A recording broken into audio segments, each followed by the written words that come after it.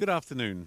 We're here today with Mrs. Gina Giani, who is the director of Pisa International Airport, Galileo Galilei. She's just given a press conference talking about the collaboration with Air One within the Pisa airport network. We'd like to ask her some questions about last year's results. Mrs. Giani. Well, 2011 has been an amazing year for Pisa Airport because we had 11% increase in passengers numbers, and we went beyond the 4.5 million passengers per year. So we are moving towards 5 million.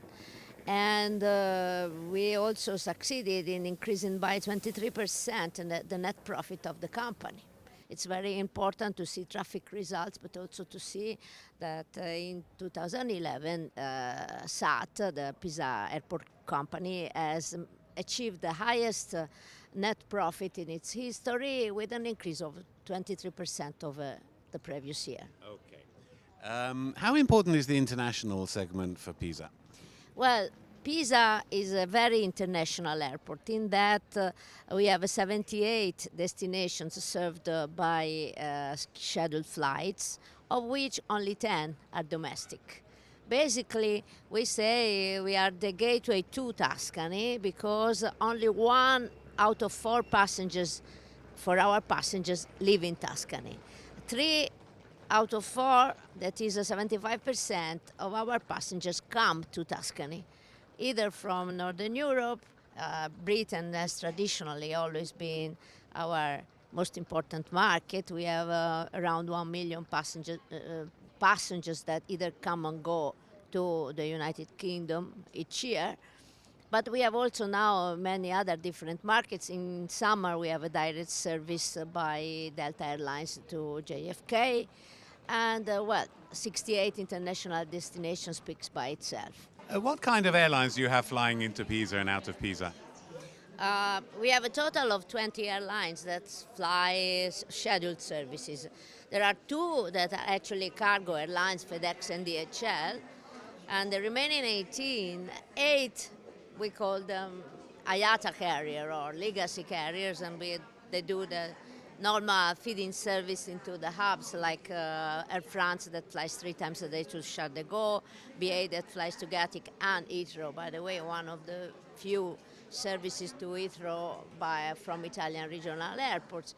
And we have Alitalia into Fiumicino 3-4 times a day.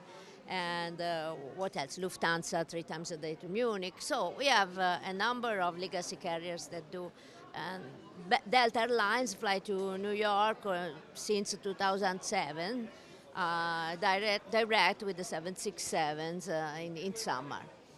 And the rest, the other airlines we call them low cost, although I think they should be singled out, like Ryanair. We are the second Ryanair base in Italy after Bergamo, and we are the 9th in Europe in terms of number of destinations served. And here Ryanair accounts for around 60% of our passenger traffic and around 38% of our economic turnover.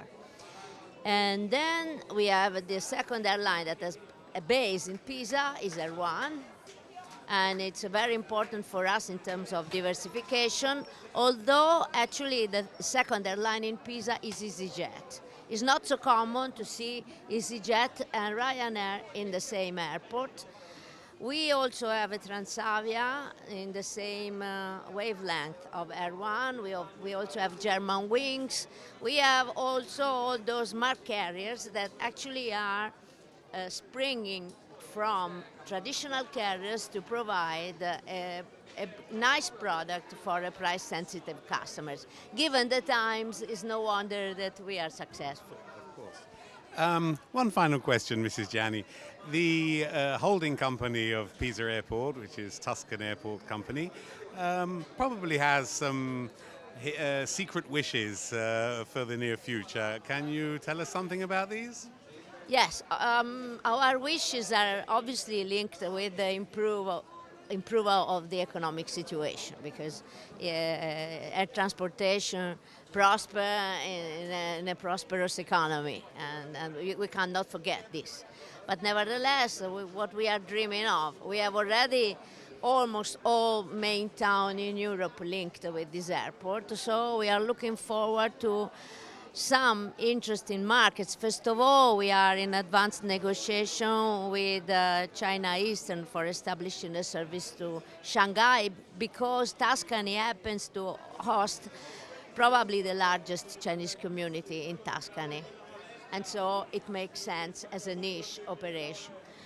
Other things we are looking, as many European airports do at the moment, to developing services either with the northern rim of Africa. The services that we have to Morocco are very successful and are year-round, and also to Middle East hubs like Qatar or Emirates, because of Tuscany brands is very attractive in that area.